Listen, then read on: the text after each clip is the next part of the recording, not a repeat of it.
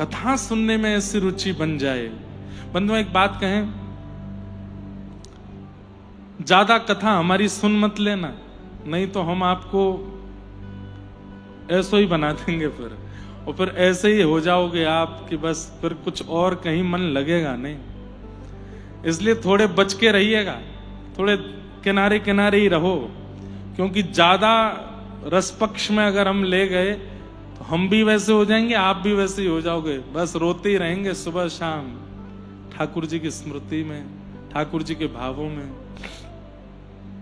ये नेत्र नीर कभी समाप्त नहीं होंगे, सदा बहते रहेंगे।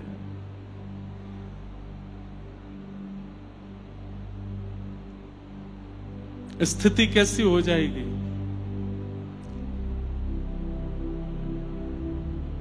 गोवर्धन वासी सांवरे, गोवर्धन वासी सांवरे, लाल तुम बिन रहो न जाए,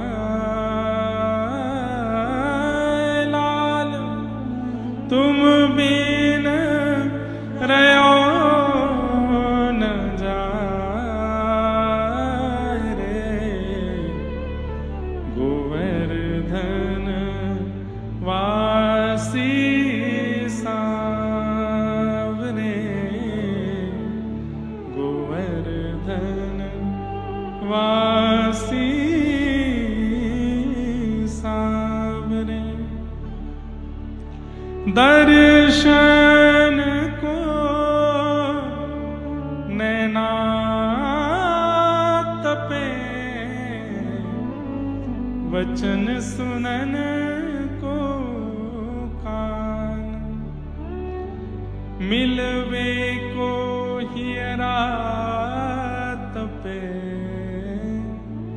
ही के जीवन प्राण, गोवर्धन वासी सांवरे, गोवर्धन वासी सांवरे। बस ऐसी स्थिति हो जाएगी, तुम बिन रहो न जाए, बस अब आप चाहिए। जैसे प्यासे को जल चाहिए, जैसे लोभी को धन चाहिए, जैसे निर्धन को धन चाहिए, जैसे कामी को काम चाहिए। हे नाथ, ये सब उसके बिना नहीं रह पाते, ऐसे मैं भी आपके बिना नहीं रह सकता, आप चाहिए मुझे। कथा सुनते सुनते ये भावना, ये स्थिति मन में प्रकट होने लग जाए, ऐसी मन स्थिति, ऐसी चित्तवृत्ति होने लग जाए, तो समझ जाओ ठाकुर जी आपसे प्रसन्न है। लेकिन बस समय पूर्ति के लिए कथा सुन रहे हैं कि इतने बजे से इतने बजे तक सुननी है, ये बातें सुननी है, फिर उसके बाद उठ के जाना है। ठाकुर जी पसंद आपसे इतने प्रसन्न नहीं है, क्योंकि आप केवल वहीं अटक गए हो, उससे आगे बढ़ नहीं पा रहे हो। अरे प्रसंग आता है, मैं बंधुओं नेत्र बंद करके कथा कहूं तो समझ जाइएगा कि शायद किसी अन्य भाव में हूं, इसलिए कहने दीजिएगा, बस आप सुनते रहना। हमारे व्रजमंडल के श्री कृष्णदास, उनका स्वरूप ऐसा था कि वो किसी भी वस्तु को देखते थे। जैसे हमारा मन कैसा है, हम आम देख लेते हैं तो आम देख करके हमारे मुंह में पानी आ जाता है, अरे ये आम तो मैं खा लूं, कितना बढ़िया लगेगा, इसको बढ़िया फ्रिज में रख के ठंडा करके इसको काट करके ऐसे खाऊंगा। कोई सोचता है चूस के खाऊंगा, कोई सोचता है इसकी गुठली खाऊंगा, कोई सोचता है इसका अचार बनाऊंगा। आम को देख करके हम अपने रसना की कितनी भावना सोच लेते हैं। लेकिन कृष्णदास जी की दृष्टि कैसी थी, वो आम की सुंदरता देख करके मन में विचार करते थे, मेरे ठाकुर जी को भोग लगेगा तो उनको कितना सुख मिलेगा, उनको कितना अच्छा लगेगा। कोई व्यक्ति कपड़े देखता है तो कपड़े देख करके तुरंत सोच लेता है मैं पहनूंगा तो कैसा लगूंगा।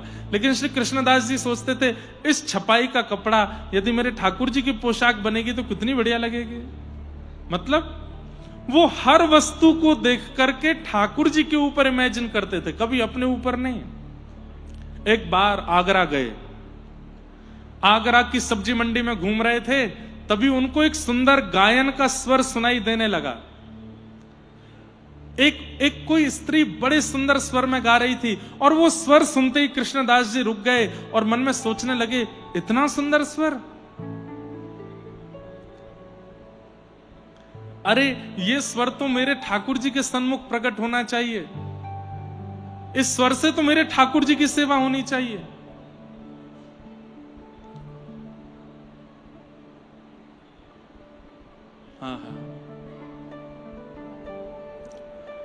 सोहि सुहागन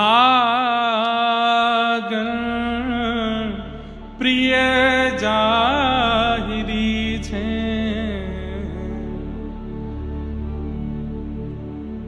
मेरे ठाकुर जी को प्रिय लगेगा ये। और ये सोच करके श्री कृष्णदास जी उस स्वर का पीछा करने लगे, कहां से ये कोकिल स्वर आ रहा है, इतना मीठा कौन गा रहा है। और ढूंढते ढूंढते ढूंढते जैसे ही एक गली में पहुंचे, गली से अंदर गए, वहां पर देखा एक बहुत सुंदर सा भवन था। और जैसे भीतर गए तो क्या देखते हैं, चारों तरफ मन चले लोग बैठे हैं, कोई पी रहा है, कोई धन लुटा रहा है, कोई वाह वाह कर रहा है, और बीच में एक नगर वैश्या बैठ करके गा रही है। उन सबको रिझाने के लिए गा रही थी, पर उससे कृष्ण भक्त श्री कृष्णदास जी रीझ गए। जब उसने अपना गायन खत्म किया तो कईयों ने उस पर धन लुटाया, कईयों ने कुछ कहा, कोई सोने की मोहर लुटाने लगा। कृष्णदास जी ने तुरंत उसके रूप को देख करके कहा कि इसका गायन तो मेरे श्रीनाथ जी के आगे होना चाहिए। गए उस वैश्या के पास और वैश्या से जाकर के बोले, हमारे सेठ को रिझाओगी अपने गायन से? तो वो वैश्या बोली, मेरे दाम बहुत ज्यादा हैं, मैं ऐसे नहीं जाती कहीं भी। तो कृष्णदास जी ने उस समय में, आज से 500 वर्ष पहले, 100 रुपया निकाले। उस समय बहुत बड़ी रकम यदि कोई देता था तो 11 रुपया 12 रुपया उस वैश्या को मिलते थे, लेकिन 100 रुपए कृष्णदास जी ने निकाल करके दे दिए और कहा, ये अभी के हैं, इससे अधिक हमारे सेठ जी तुमको दे देंगे, चलो। वो वैश्या बोली, मैंने जीवन में कभी 100 रुपया नहीं देखे। आप कौन हो? आप सेठ जी के कौन हो? भाई हो? उनके बंधु, उनके परिवार से हो? बोले, नहीं नहीं नहीं, मैं तो उनके चरणों का दास हूं। वैश्या सोचने लगी, जब दास 100 रुपया दे रहा है तो सेठ, स्वामी, मालिक वो क्या देगा? धन के लोभ में तैयार हो गई और अपना और अद्भुत श्रृंगार करके आई, और वो वाली पोशाक पहन के आई जिसमें वो सबसे सुंदर लगती थी। मैं उस सेठ को इतना रिझा लूंगी, इतना अपनी ओर आकृष्ट कर लूंगी कि वो मुझ पर न्योछावर करके खूब धन लुटाएगा। वो क्या जानती थी कि सेठ नहीं है, वो तो सांवरिया सेठ हैं, वो तो साक्षात परमात्मा है जिनके पास ये कृष्णदास लेके जा रहे हैं। उसको तो लगा कोई व्यापारी सेठ होगा। निकल पड़ी, कृष्णदास जी से रास्ते भर चर्चा करती हुई जा रही है। कृष्णदास जी बस उसकी ओर देख रहे हैं और ठाकुर जी का स्मरण करके सोच रहे हैं, हे ठाकुर जी इस पर कृपा करना। गोवर्धन लेकर के आए और श्री गिरिराज जी में पहुंच करके, गिरिराज जी की तलेटी के ऊपर श्रीनाथ जी विराजते थे तब, आजकल उदयपुर के पास विराजते हैं, लेकिन तब गोवर्धन में विराजते थे। ठाकुर जी का राजभोग हो रहा था, कपाट लगे हुए थे। कृष्णदास जी ने सब दर्शनार्थियों को बाहर कर दिया, उस वैश्या को लेकर के भीतर गए। क्यों? उसका गुण इतना प्रिय लग गया था कि बस इस गुण से ठाकुर जी की सेवा हो जाए कैसे भी। ठाकुर जी के सामने जैसे ही वो खड़ी हुई, पर्दा लगा था। कृष्णदास जी की ओर देख के बोलती, कहां है तुम्हारे सेठ? बोले, भोजन कर रहे हैं अभी, तुम बस ध्यान से देखती रहना, और सुनो, रिझाने में कोई कसर मत छोड़ना, प्रसन्न कर देना उनको। वो प्रसन्न हो गए तो वो दे देंगे जो बड़े बड़े लोग नहीं दे सकते। अरे आप चिंता मत करो, मैं ऐसा गाऊंगी, मैं ऐसा नृत्य करूंगी, ऐसा कुछ सुनाऊंगी, रीझ जाएंगे।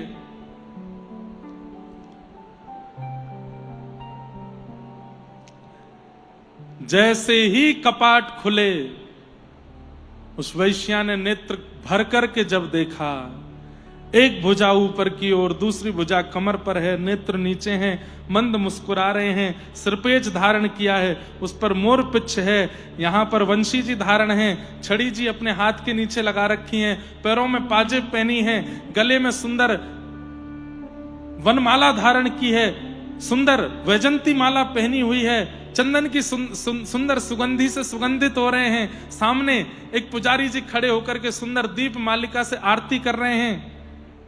आहा, उस गिरधर छवि को देख करके वो वैश्या दिखती रह गई।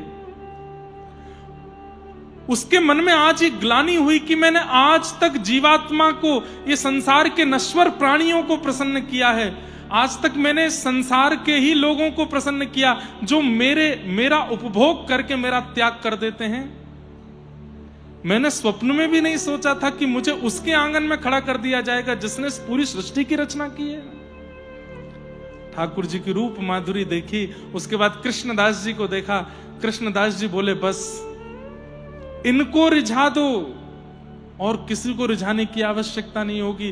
तेरे पास कंठ है, तेरे पास सुंदरता है, तेरे पास नृत्य है, तेरे पास सर्वगुण है, इस गुण से तू पूरे विश्व के लोगों को रिझा चुकी है और वो लोग तुझ पर धन लुटाते हैं, तेरा उपभोग करते हैं। कब तक ये करती रहेगी? इनको रिझा। घुटनों पर बैठ गई हाथ जोड़ करके और बस नेत्रों से अश्रुधार गिर रही है। और उस समय वो बोली कि मेरा कंठ अवरुद्ध हो गया, मैं कुछ गा नहीं पा रही हूं और मैं ये सोच रही हूं, हे कृष्णदास जी, मेरा तन तो झूठा हो चुका है, मेरी वाणी झूठी हो चुकी है। और ठाकुर जी उच्छिष्ट का भोग नहीं लगाते, ठाकुर जी तो अमनिया पाते और मैं अमनिया नहीं हूं, मैं तो उच्छिष्ट हो चुकी हूं, अब कैसे सेवा करूं? तो कृष्णदास जी ने पद गाया और उस पद को सुनकर के वह वैश्या नृत्य कर रही है ठाकुर जी के आगे। गिरधर छवि पे अटक्यो मेरो मन, गिरधर छवि पे अटक्यो, ललित त्रिभंगी चाल पे चल के, ललित त्रिभंगी चाल पे चल के, चिबुक चारू गठट क्यों, मेरो मन गिरधर छवि पे अटक्यो। सजल श्याम घन वरण लीन है, सजल श्याम घन वरण लीन है, फिर चित अनत न भटक्यो, मेरो मन गिरधर छवि पे अटक्यो। वैश्या कहने लगी, मैं कैसे पाऊं? मेरा तन उच्छिष्ट, मेरा मन उच्छिष्ट, मेरी वाणी उच्छिष्ट। तब कृष्णदास जी ने अंतिम पंक्ति में एक शब्द गाया है, ध्यान से सुनिएगा। कृष्णदास किए प्राण न्योछावे, कृष्णदास किए प्राण न्योछावे, यह तन जग सिर पट क्यों। कृष्णदास जी कह रहे हैं, तेरा तन अपवित्र होगा, तेरी वाणी अपवित्र हो सकती है, तेरी बुद्धि अपवित्र हो सकती है, लेकिन तेरी आत्मा परम पवित्र है। आत्मा को कोई अपवित्र नहीं कर सकता।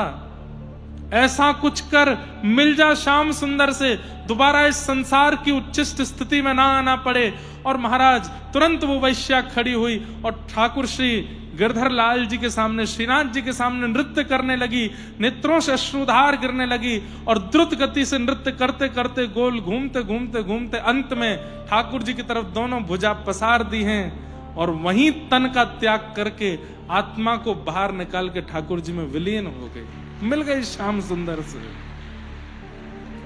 गिरधर छवि पे अटक्यो मेरो मन, गिरधर छवि पे अटक्यो। ठाकुर जी की हो गए। कृष्णदास किए प्राण न्योछावर, यह तन जग सिर पटक्यो।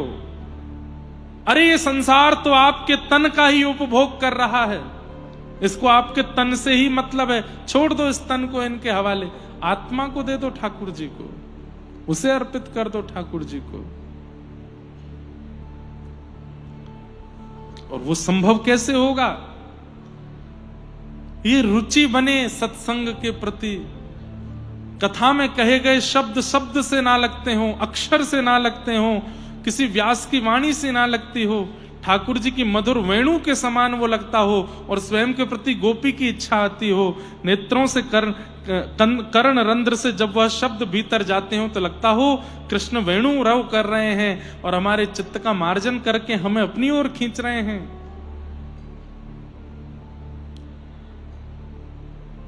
वही बात सूत जी कह रहे हैं। विश्वक्सेन कथा सुयः, कथा के प्रति यदि रुचि बन रही है, सत्संग के प्रति यदि रुचि बन रही है, तो इस बात का प्रमाण है कि ठाकुर जी आपसे राजी हैं। लेकिन सत्संग सुनते सुनते, कथा सुनते सुनते मन विचलित होता है, उठ के जाने का मन होता है, या फिर बस अब होता है कि कब विश्राम हो, समझो ठाकुर जी दूर हैं, ऐसी भाव।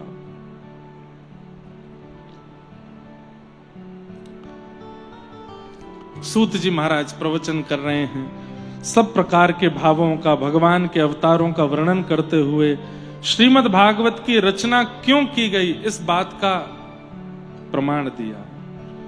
इदं भागवतम नाम पुराणम ब्रह्म संहितम,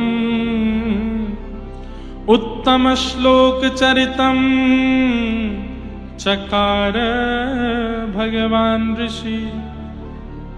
ये भागवत नाम का पुराण है जिसका निर्माण वेदव्यास जी महाराज ने किया है।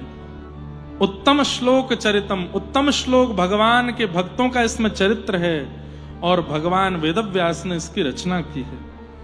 ऐसी भागवत की रचना की कथा सुनाई गई। वेदव्यास जी महाराज का मन विचलित था।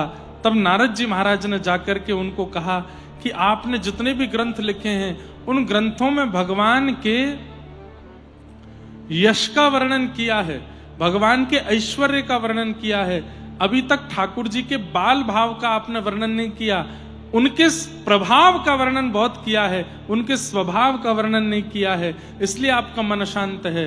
हे वेदव्यास जी, ऐसे किसी ग्रंथ की रचना करो जिसमें भगवान के स्वभाव का वर्णन हो, प्रभाव का नहीं।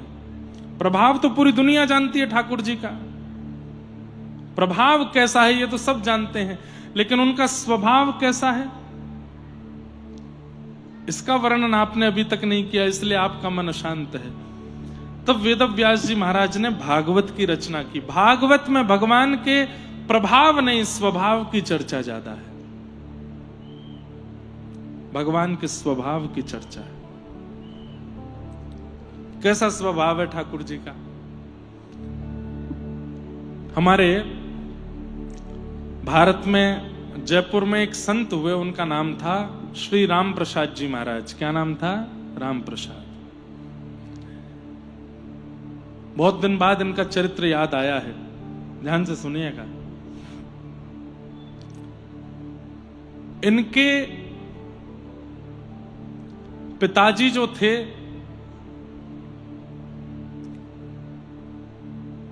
उन्होंने अपने पिता की मृत्यु देख करके संन्यास ग्रहण कर लिया, विवाह नहीं किया। अपने पिता को मरणासन अवस्था में देख करके उन्होंने सोच लिया कि मेरी मां रो रही है,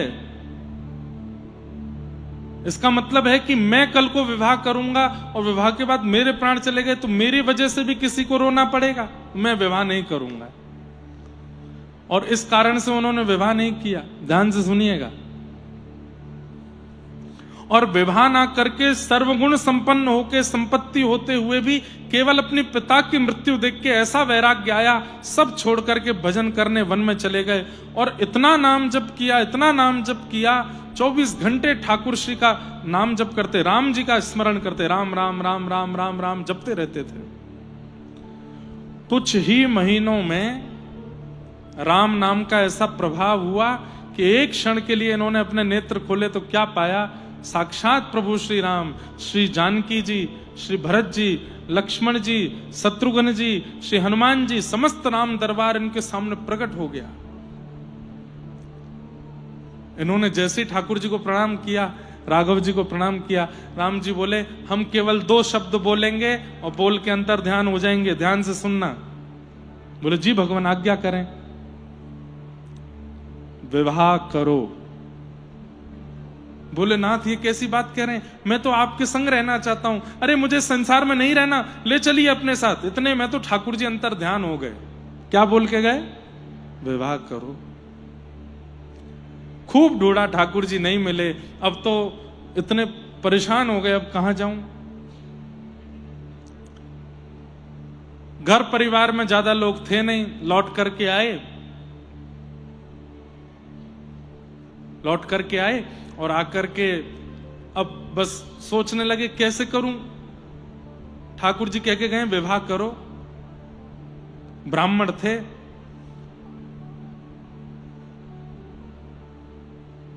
कितनी अद्भुत कथा है कि इनके घर तो कोई आया नहीं, तो ये ब्राह्मणों के घर जाते और जाके उनका द्वार खटखटाते। वो कहते अरे अरे आओ आओ आओ भैया, बैठो विराजो।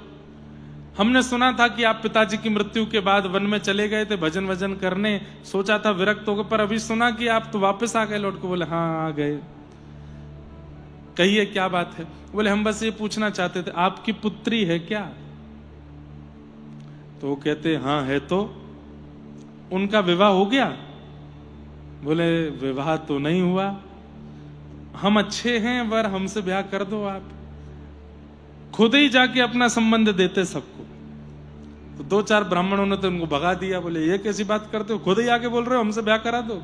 और बोले मैं कैसे समझाऊं कि मुझे ठाकुर जी ने आज्ञा दिया कि ब्याह करो, और बहुत समय लगना नहीं चाहिए। एक बार ऐसे भ्रमण करते करते एक ब्राह्मण के यहाँ पहुंचे और जाकर के बोले आप देखो पहले ही हम आपको बोलते हैं, हम बहुत मार खा चुके हैं, बहुत पिटाई खा चुके हैं इस बात के लिए, लेकिन हम स्पष्टता से आपसे भी पूछ लेते हैं, मारिएगा नहीं हमको मना कर देंगे, हम चुपचाप चले जाएंगे। आपकी पुत्री है। बोले हाँ। ब्याह हो गया। बोले नहीं हुआ, हमसे कर दो, हम योग्य वर हैं। तो ब्राह्मण इतने प्रसन्न, मतलब भावुक हो गए इनकी बात। बोले ये कैसा, देखो इनका दुर्भाग्य ही कह सकते हैं, माता पिता है नहीं परिवार में कोई, खुद ही जा रहे हैं कि मुझसे ब्याह कर दो। और वो ब्राह्मण रीझ गए, उन्होंने अपनी पुत्री का विवाह उनसे कर दिया। उनके जो प्रथम संतान हुई उसका नाम उन्होंने राम प्रसाद रखा। क्यों?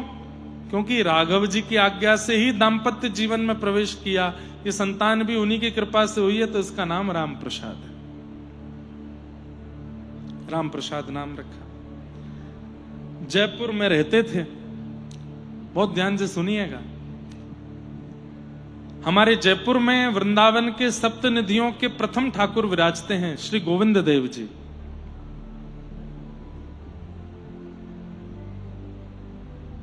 बिहरत निस दिन कुंज गलिन में, व्रज जन मन सुख धाम।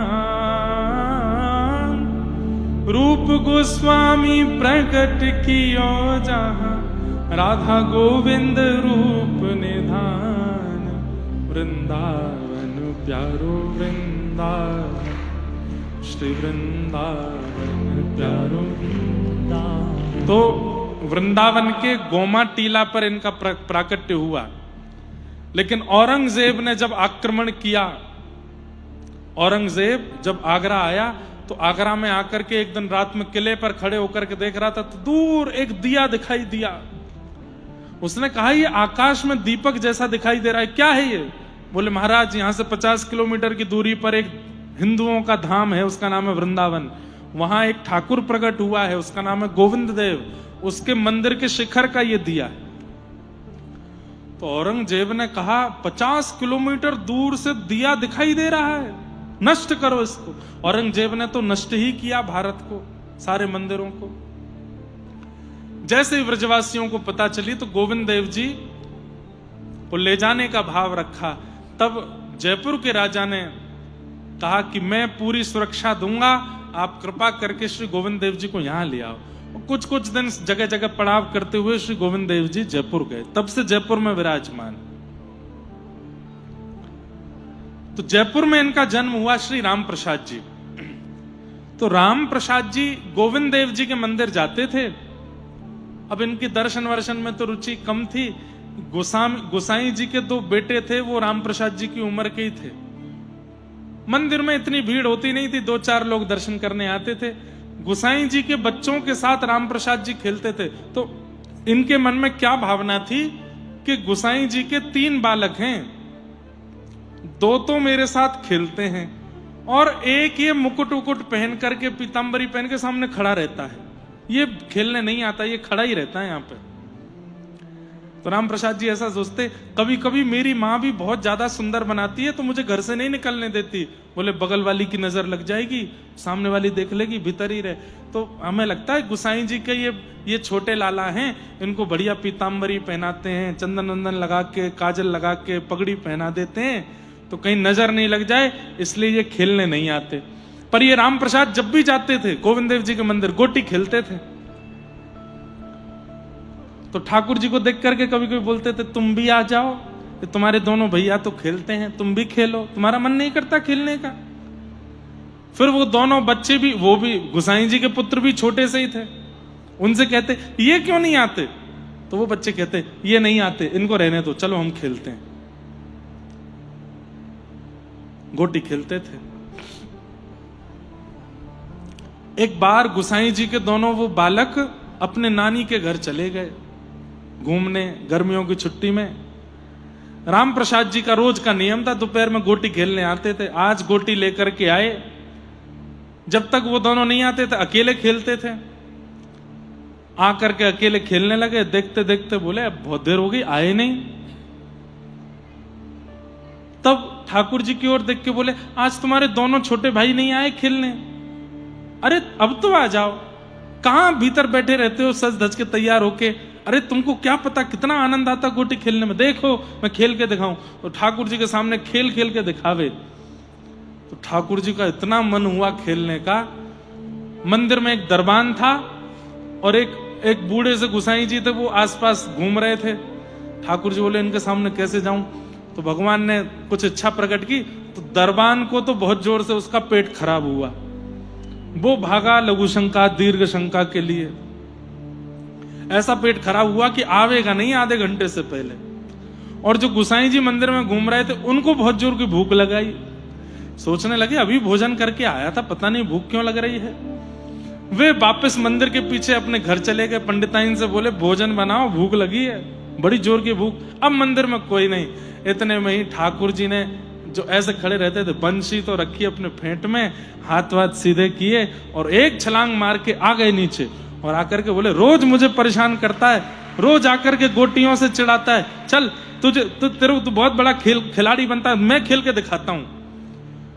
आओ। तो वो इतना खुश राम प्रसाद, अरे इतने दिनों से आता हूं, तुम कितना मीठा बोलते हो, अरे तुम खेलने आया करो, सुनो इधर रुकना। बोले क्या हुआ? तुम कितने सुंदर हो, तुम्हारे नेत्र, तुम वहां खड़े रहते हो तब भी सुंदर लगते हो, लेकिन अभी नीचे आए तो कितने अच्छे लग रहे हो। ठाकुर जी बोले चल बात मत बनावे, तो को खेल के दिखाऊं। तू बता कैसे खेलता है? तो राम प्रसाद एक गोटी मारे। बोले अच्छा तेने एक गोटी हटाई, अब देख तू 10 गोटी लगा, मैं एक संग हटाऊंगा। ठाकुर जी बिल्कुल ऐसे हो गए जैसे मानो मधुमंगल श्रीधामा आ गए हो, और लेट करके ऐसे गोटी मारे, 10 की 10 गोटियां उड़ा दें। और राम प्रसाद तो था के मार मार के हंसे। बोले भैया गोसाई जी के दोनों बालकों से बढ़िया तो तुम हो, अब उनके संग नहीं, मैं तो तुम्हारे संग ही खेलूंगा। ठाकुर जी मानो अब ये भी सोचते जा रहे हैं दरबान और गुसाई आवे उससे पहले पहले खूब खेले ठाकुर, झिक्के खेले। लेकिन राम प्रसाद तो उनकी झांकी देखता रह गया। बार बार जाके उनका हाथ पकड़े। ठाकुर जी ने कहा, भाई कितना अच्छा लगता है ना आपको स्पर्श करके, कितने बढ़िया, ये ऐसा हमारी तो त्वचा नहीं है, तुम्हारी कैसे हो गई। फिर ठाकुर जी के पास जाके जोर से सूंघे, कितनी बढ़िया सुगंधी आती है तुम में से। अरे 1 मिनट रुको तो, ठाकुर जी की ठोड़ी पकड़ ले, तुम्हारे नेत्र कितने सुंदर हैं, नासिका कितनी बढ़िया है। ऐसे ठाकुर जी को देखे और ठाकुर जी उस पर मोह, अरे इनको को खेलन दे, चल आजा मेरे संग खेल। इतने में ही दरबान और गुसाई जी दोनों आ गए। सो ठाकुर जी ने क्या किया, अपनी फेंटा खोली और राम प्रसाद की जितनी गोटी थी सब भर के फेंटा में बांध के ठाकुर जी जाके जरा खड़े हो गए वहीं पे। अब वो राम प्रसाद सामने खड़ा है, सामने खड़े होकर के रो, मेरी गोटी ले गए हो, मेरी गोटी ले गए हो, अरे ये तो चोर है, ये तो छलिया है, और जोर जोर से चिल्लावे, हाथ पैर पटके, और कभी कुछ करे, कभी कुछ करे, कभी कुछ हिलावे। गुसाई जी बोले, ए क्या बात है, ए हल्ला क्यों करता है राम प्रसाद, अरे मेरी गोटी ले गया, मेरी गोटी ले गया, इसको खींच के लाओ, मेरी गोटी मेरे को वापस करो, मैं नहीं आऊंगा कल से खेलने, बड़ी मुश्किल से मैंने इकट्ठी करी, जे लेके भाग गया भीतर। और ठाकुर जी मंद मंद मुस्कुरा रहे हैं। गोसाई जी बोले, क्या बोलता है, अब मेरी गोटी ले गया भीतर, कहां ले गया गोटी, मेरी गोटी लेके गया, इसके फेंटा में रखी मेरी गोटी। गोसाई जी बोले, ये ठाकुर जी की थाल है, थाल में खिलौने रखे थे ठाकुर जी के, ये देख सोने की गोटी, चांदी की गोटी, कहां है तेरी गोटी, यहां नहीं है, फेंटा में है, ये जो बगल में फेंटा बंधा इसमें है मेरी गोटी। गोसाई जी बोले, तेरे लिए फेंटा नहीं खोलूंगा मैं ठाकुर जी का। तो बोले, मैं भी यहीं प्राण त्याग दूंगा, गोटी लेके जाऊंगा अपनी, मैं सिर मारूंगा अभी अभी जमीन में अपना। और छोटा बालक वो तो ऐसे ही करता है, और छोटा बालक राम प्रसाद और जाकर के ऐसे सिर मारे अपना जमीन में, बोले मेरी गोटी दो। गोसाई जी बोले, रुक जा रुक जा रुक जा, मत मार, अभी देख तेरे सामने फेंटा खोलता हूं। बाहर दरबान भी आ गया, बोले अब तू आज चला जा, कल से नहीं आने दूंगा तुझे। चिल्ला रहा है, जिद कर रहा है, खोल दो गोसाई जी आप फेंटा। और जैसे ही गोसाई जी ने फेंटा खोला, कड़कड़ कड़कड़ करके सारी गोटियां उसमें से गिर गई, नीचे फैल गई। ठाकुर जी की सोने चांदी की गोटियां हैं, वो तो सामान्य गोटी, उसको हमारे यहां कंचा बोलते हैं, ऐसे हरे नीले ऐसे रंग के होते हैं। गोसाई जी बोले, ये तो राम प्रसाद तू ही खेलता है ना इनसे। बोले, हाँ मैं वही तो कह रहा, ये मेरी गोटी वापस करो। और वो गोसाई जी के हाथ कांपे, पैर कांपे, और वो ठाकुर जी की ओर देखें। बोले, राम प्रसाद भीतर आके फेंटा में नहीं बांध सकता। हे नाथ, ये आपकी कोई लीला है क्या, ये आपकी कोई कृपा है क्या। इतने में ही श्री गोविंद देव जी मंद मंद मुस्का गए, हल्की सी झांकी गोसाई जी को दिख गई। आहा, जय जयकार करने लगे, श्री राधा गोविंद देव की। अरे ये तो खेल के रस्सियां हैं। और राम प्रसाद को गोटियां देख करके हृदय से लगा लिया। बोले, भैया अब सही सही बता, तेने क्या अनुभव किया। बोले, ये कूद के नीचे आए थे और ऐसे लेट लेट करके गोटी खेल रहे थे, 10-10 गोटी एक साथ उड़ा रहे थे, ऐसा कर रहे थे, वैसा कर रहे थे। गोसाई जी के तो नेत्र पुलकित हो गए। जाके उनके माता पिता को ये बात बताई। बोले कि तुम्हारा बालक सामान्य नहीं है।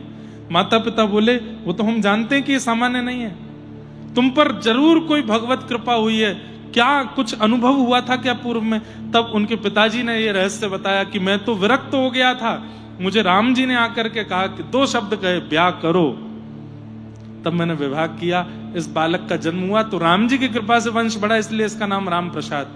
तब उन्होंने सब बात बताई। बोले, गोविंद देव जी इसके साथ खेलते हैं। ऐसे श्री राम प्रसाद नामक भक्त हुए। फिर धीरे धीरे उनको कथा में रुचि, आचार्यों में रुचि, फिर ठाकुर जी की उन्होंने एक बार झांकी देख ली, फिर अपने आप ही उनका खेल कूद से मन हट गया, फिर वो भजन में भक्ति में लग गए। गोविंद देव जी को खूब रिझाया और रिझा रिझा करके खूब श्री गोविंद देव जी के साथ आनंद किया। ऐसे भक्त रामदास। तो भगवान का प्रभाव तो सब जानते हैं। हम जब भगवान को देखते हैं तो हम सब जानते हैं कि ये महाभारत के युद्ध में गीता का ज्ञान देने वाले, शंख चक्र गदा पद्म धारण करने वाले, त्रिभुवन नायक त्रिलोकीनाथ परमात्मा है। ये प्रभाव तो सब जानते हैं, पर उनका स्वभाव भी तो बताइए, वो कैसे हैं। छोटे से राम प्रसाद के साथ गोटी खेलने उछल जाते हैं, मधुमंगल श्रीदामा के साथ ऐसी ऐसी लीला करते हैं। अरे ये बातें तो चलो द्वापर की हैं, कलिकाल में अबीर गुलाल उधरी तरंग, माझा घरे नाचे माझा सखा पांडुरंग, नाथा घरी नाचे माझा सखा पांडुरंग। वहां दूर श्री नामदेव जी महाराज कीर्तन कर रहे हैं और पंडरीनाथ खड़े खड़े रुक्मणी जी से कह रहे हैं, हे रुक्मणी जी। बोले क्या, थोड़ी देर मेरी जगह खड़ी हो जाओ आप। बोले क्यों? बोले नामा कीर्तन कर रहा है, मेरा मन कर रहा है मैं जाके थोड़ा मैं नाच के आ जाऊं। इतना सुंदर कीर्तन चल रहा है, मेरा मन हो रहा है मैं वहां पहुंच जाऊं। रुक्मणी जी बोली ऐसे कैसे चले जाओगे? बोले थोड़ी देर के लिए चल, ये सब दर्शनार्थी खड़े, इनको दर्शन कौन देगा? बोले थोड़ी देर आप आ जाओ ना, आप भी तो मेरी तरह खड़ी हो, क्या पता चलेगा कि मैं हूं कि आप, मैं थोड़ा चला जाता हूं। रुक्मणी जी बोली वहां जाओगे, कीर्तन में विक्षेप डालोगे और आपको देख करके नामदेव जी कीर्तन छोड़ देंगे, सब लोग उठ करके खड़े हो जाएंगे।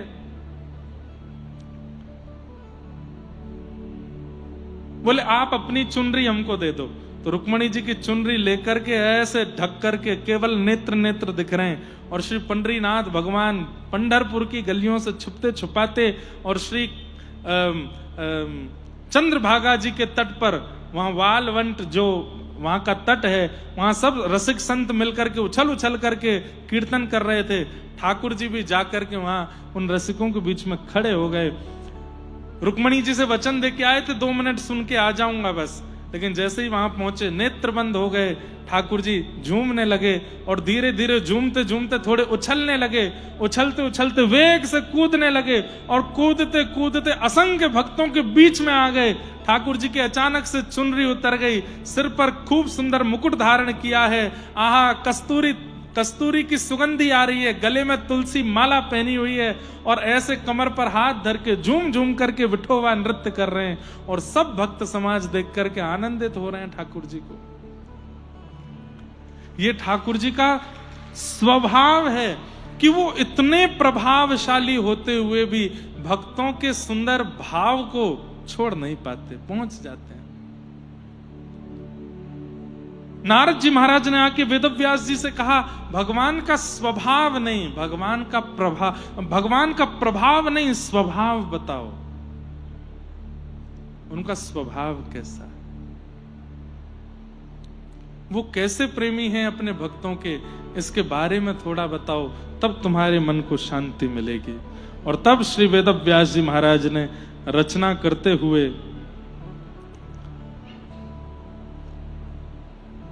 ध्यान लगाया, समाधिना अनुस्मर तद्विचेष्टितम, और समाधि के बाद जब रचना की है, आहा, भक्ति योगेन मनसि सम्यक प्रणिहिते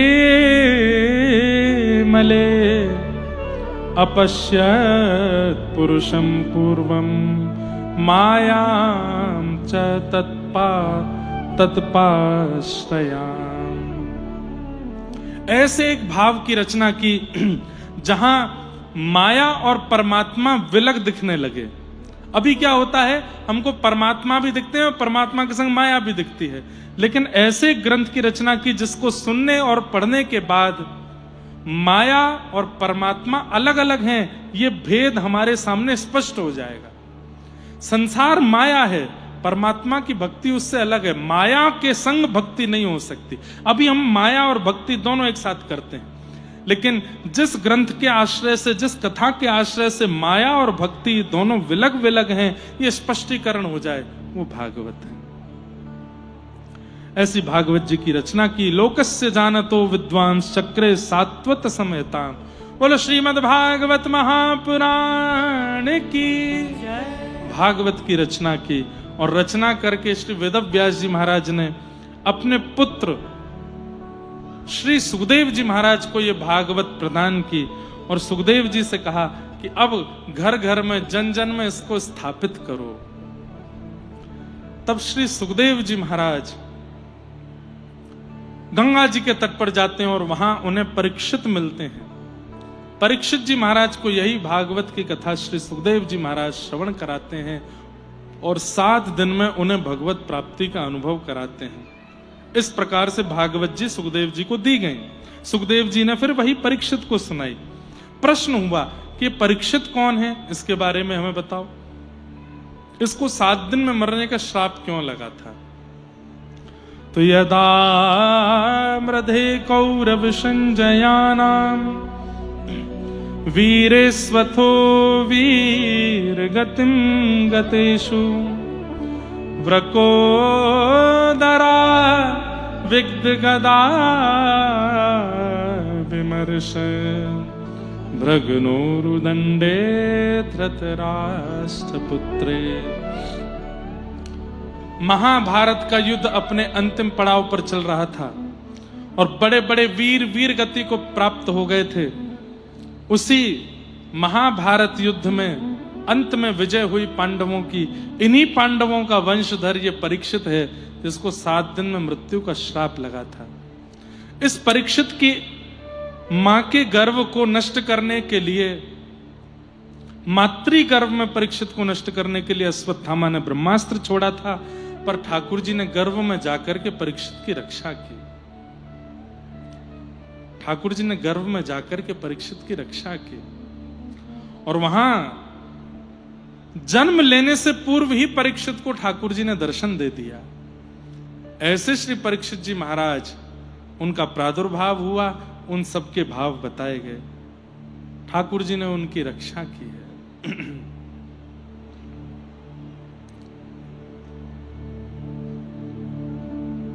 बहुत सुंदर भाव। हमारे उत्तर भारत में पंढरी नाथ को स्मरण करके हम लोग कभी कभी कथाओं में गाते हैं हिंदी भाषा में।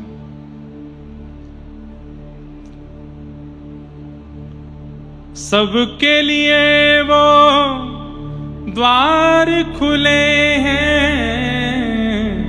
सबके लिए वो द्वार खुले हैं, एक ईंट पर विठल खड़े हैं, एक ईंट पर विठल खड़े हैं, कर जीवन कल्याण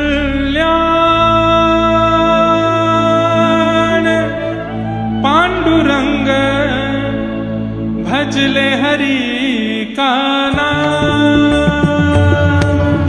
भजले हरि का नाम, पांडुरंग भजले हरि का नाम, हे भजले हरि का नाम, पांडुरंग भजले हरि का नाम,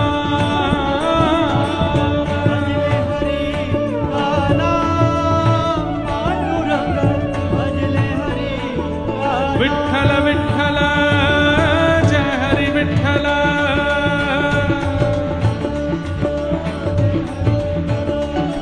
श्री विठ्ठल विठ्ठल जय हरि विठ्ठल, विठ्ठल विठ्ठल जय हरि विठ्ठल, हे भजले हरि का नाम, पांडुरंग भजले हरि का नाम, भजले हरि का नाम, पांडुरंग भजले हरि का नाम।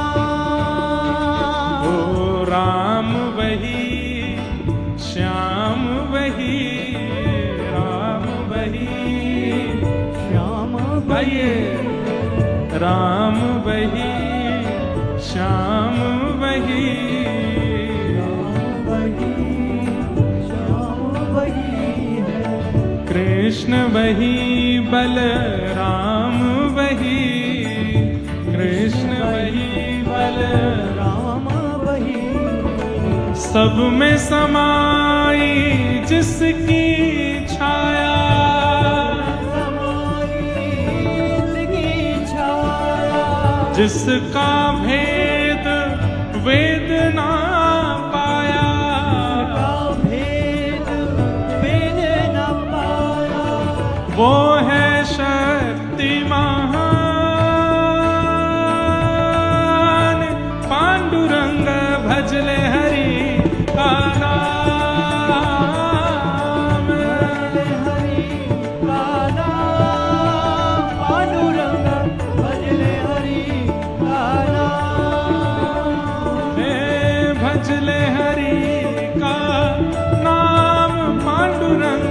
भजले हरि का नाम। भजले हरि का नाम पांडुरंग भजले हरि। करताल बजा के गाओ। हे हरि विठ्ठल विठ्ठल जय हरि विठ्ठल।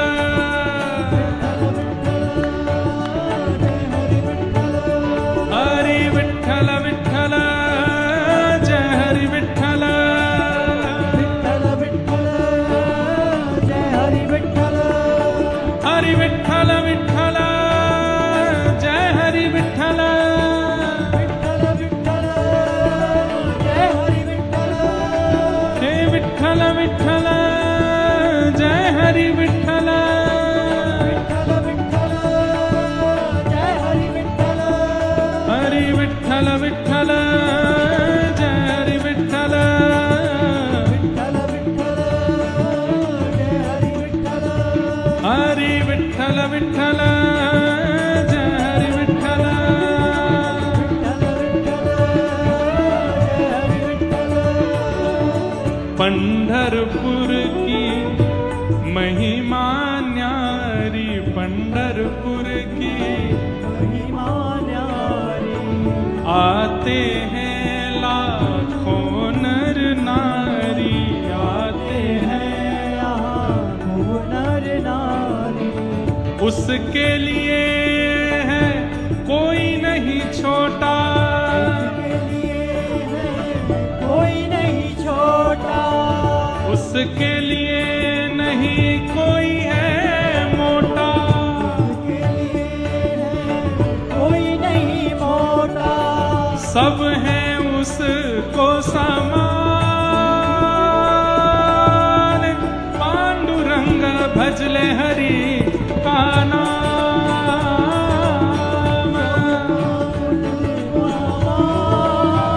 पांडुरंग भजले हरि का नाम। कैसे हैं हमारे पंढरीनाथ?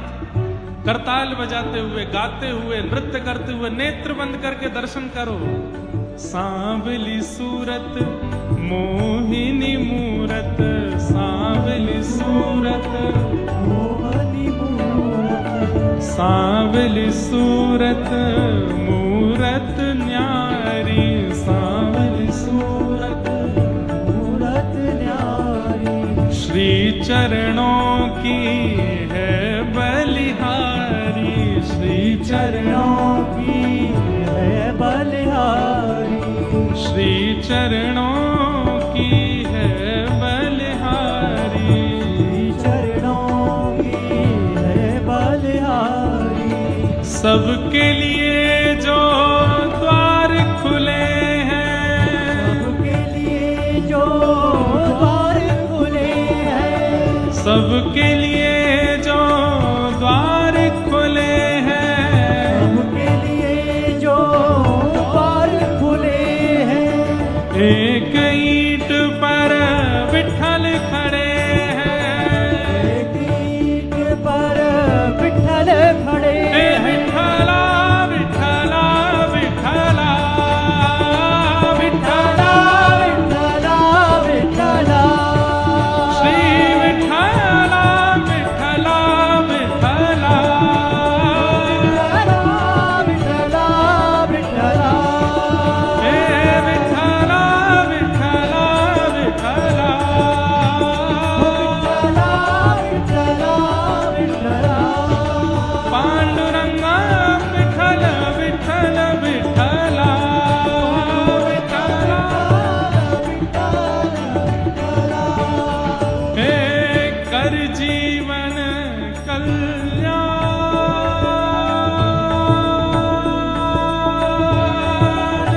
पांडुरंग भजले हरि का नाम। कर जीवन कल्याण, पांडुरंग भजले हरि का। हे भजले हरि का नाम, पांडुरंग भजले हरि का नाम। भजले हरि का नाम पांडुरंग भजले हरि का नाम। विठ्ठल विठ्ठल जो कोई गाता, विठ्ठल विठ्ठल जो कोई गाता, भव सागर से वो तर जाता, सागर से वो तर जाता।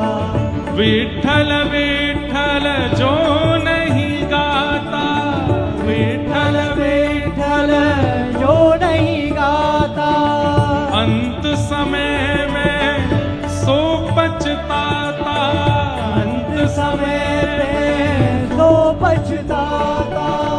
नाम की महिमा महान,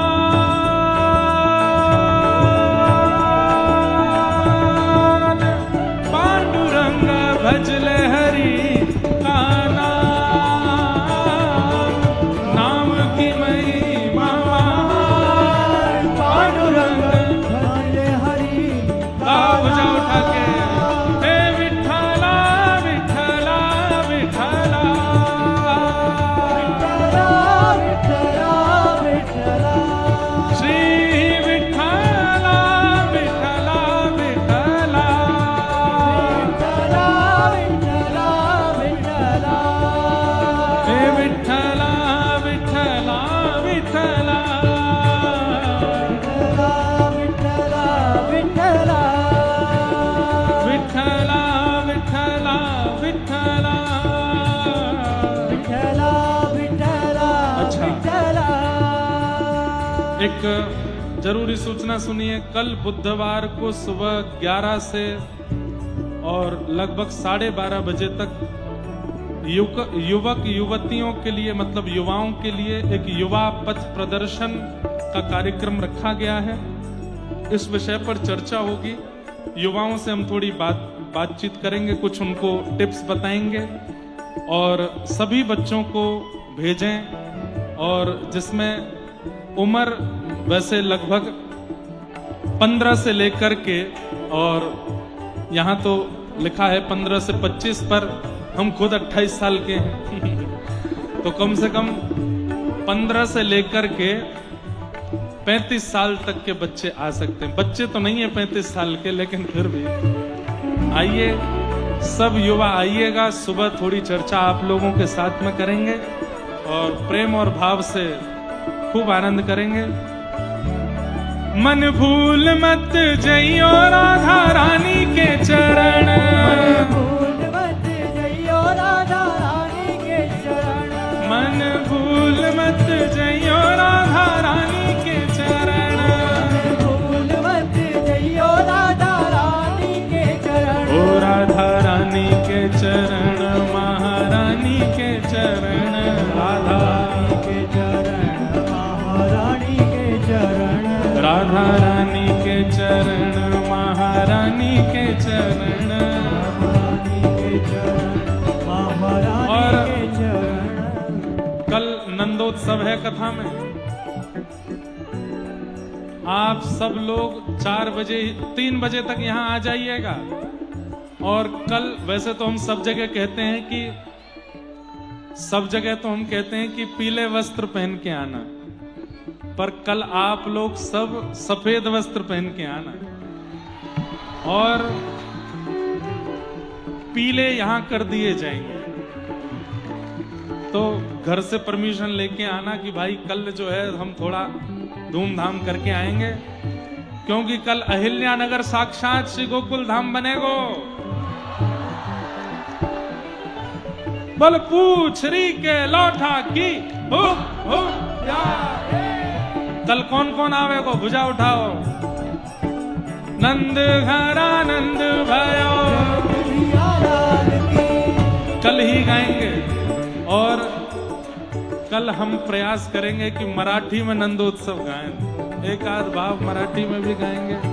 हे मन हो मन आवन भूल मत जइयो राधा रानी के चरण, भूल मत जइयो राधा रानी के चरण। मेरे मन भूल मत जइयो श्यामा प्यारी के चरण, भूल मत जइयो राधा प्यारी के चरण। ओ राधा रानी के चरण, महारानी के चरण, राधा के चरण,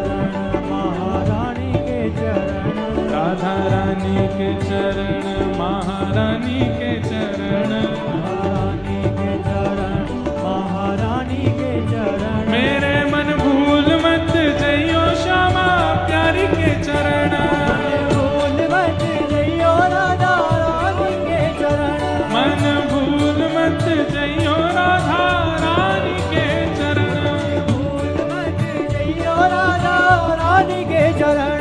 राधा रानी के चरण, महारानी के चरण, महारानी के चरण, महारानी के चरण, राधा रानी के चरण, महारानी के चरण, महारानी के चरण, महारानी के चरण। मेरे मन मेरे मन हो, मेरे मन भूल मत जइयो राधा रानी के चरण, जइयो राधा रानी के चरण, मन भूल मत जइयो राधा रानी के चरण, मन भूल मत जइयो राधा रानी के चरण। ओ जय राधे राधे, राधे श्री राधे राधे, राधे राधे, जय राधे राधे, राधे राधे, श्री राधे राधे, राधे राधे, जय राधे राधे, राधे राधे, श्री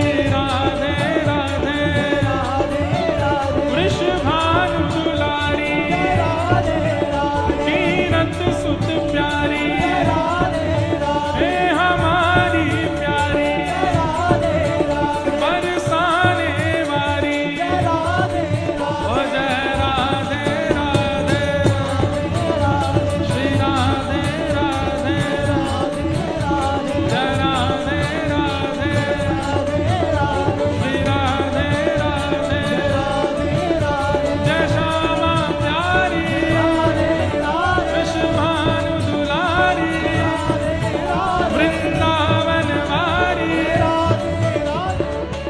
आप लोगों की आवाज ऐसी आनी चाहिए कि महाराज पंढरीनाथ पंढरपुर में खड़े खड़े झूमने लग जाएं। रिदम धीरे रखना, आपकी आवाज सुननी है हमें। वृषभानु दुलारी, कृष्ण प्यारी, बरसाने वाली। जितनी संख्या है इस संख्या से तो महाराज पंडाल हिल जाना चाहिए, उतनी अभी आवाज नहीं। एक मुट्ठी बांधो, भुजा उठाओ, पूरी पूरन पूरी की सारी अपनी ऊर्जा निकालो। हे वृषभानु दुलारी, श्री कृष्ण प्यारी, हमारी प्यारी, कीरत सुत प्यारी। अब दोनों भुजा उठा के जो सबसे ऊंचो जाएगा वो मंच पे आएगा। ओ जय राधे राधे, श्री राधे राधे, जय राधे राधे, श्री राधे राधे, जय राधे राधे, श्री राधे राधे, जय राधे राधे। ये मुझे लगा कल वालों ही लाला जीत रहा है का? ओ भाई वो सफेद कुर्ता में, हाँ तुम्हें आओ आओ इधर आओ। कल भी आप ही जीते थे क्या? अरे यार रोज रोज यही जीते। नहीं रुको रुको रुको रुको, आज दूसरे का नंबर आना चाहिए। इतनी पूरन पूरी खाई है, थोड़ा लगाओ जोर, थोड़ी कैलोरीज बर्न करो अपनी। किशोरी जी के नाम को गाय के झूम उठो। जय राधे राधे, श्री राधे राधे, जय राधे राधे, श्री राधे राधे। वहां है, हाँ ये घुंघराले वाले बाल वाले भैया, आप ही हो क्या? ये जो हाथ एक खड़ा किया, हाँ आओ आओ इधर आओ, हाँ आप ही आओ आप ही आओ।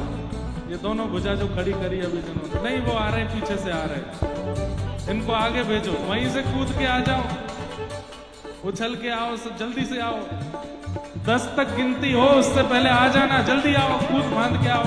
जय राधे राधे, श्री राधे राधे, जय राधे राधे, हरिदास दुलारी, जय राधे राधे, श्री राधे राधे,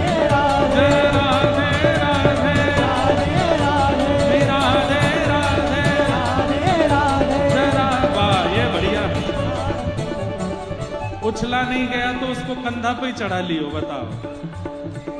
ये कहाँ गए हो लाला, कहाँ है? इनके लिए ताली बजाओ जोर से। वाह, इधर आओ। वाह। अब हमारी जितनी बहनें माताएं वो कह रही हम तो उछल ही नहीं पाएंगे, है ना। अब की बार चलो आज ही देते हैं, सब माताएं बहनें, आप में जो ऊंचो जाएगा वाको मिलेगी, ठीक है।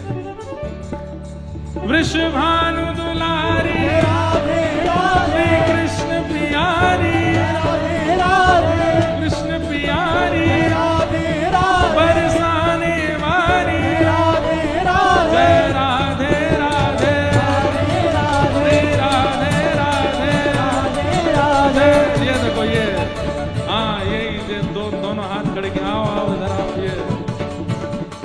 ये वाली है।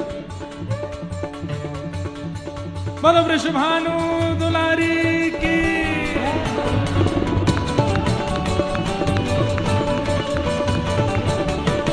आओ, कहाँ गई?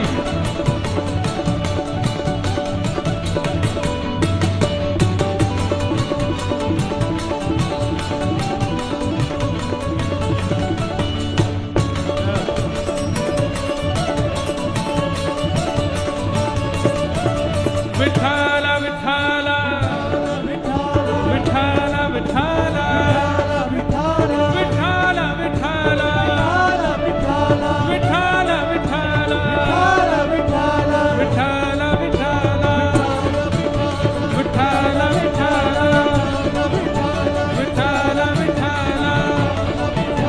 विठाला विठाला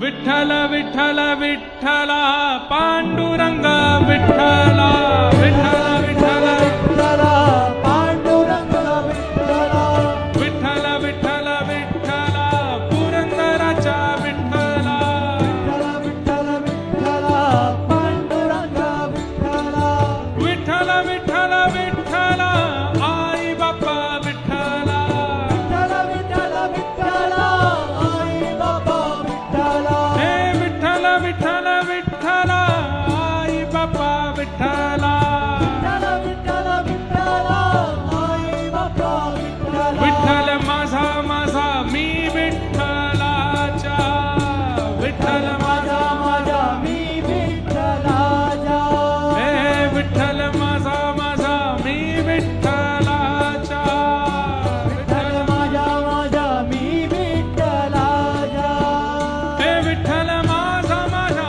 मी विठ्ठलाचा, विठ्ठल माझा मी विठ्ठलाचा हे विठ्ठल माझा माझा मी विठ्ठलाचा, विठ्ठल माझा मी विठ्ठलाचा हे विठ्ठल माझा माझा मी विठ्ठलाचा, विठ्ठल माझा मी विठ्ठलाचा हे विठ्ठल माझा माझा मी विठ्ठलाचा, विठ्ठल माझा मी विठ्ठलाचा कुंडलिक वरदा हरी विठ्ठल, श्री ज्ञानदेव तुकाराम, श्री पंढरीनाथ भगवान की जय। जय श्री राम। नमः पार्वती पतये हर हर, पूछरी के लौटा की हुप हुप प्यारे। आप सब लोगों को बहुत बहुत जय श्री कृष्ण, जय सिया राम, जय श्रीमन नारायण।